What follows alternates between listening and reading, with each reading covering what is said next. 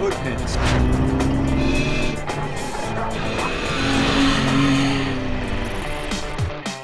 Tony Carvello here from Dynatrac, here to talk about the Jeep Wrangler JL, specifically the fender flares. The uniqueness of the fender flares from Sport to Rubicon. Sport actually has a one-piece design similar to what you see in JK, where there's character lines, but there is no separation. For the Rubicon and for the Sahara, the two-piece design is actually fused together by these little clips inside that you could actually break free and take the bottom piece of the actual fender flare off to eliminate space, so then you can actually accommodate a larger tire.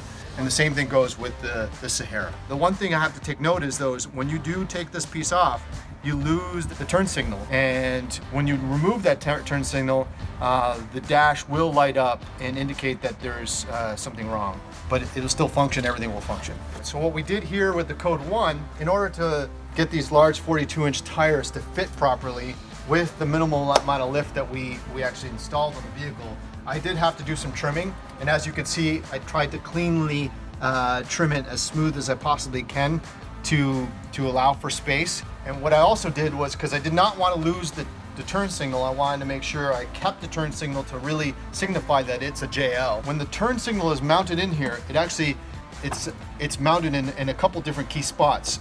These are also mounting spots, but this flap here is also another additional mounting spot for the turn signal.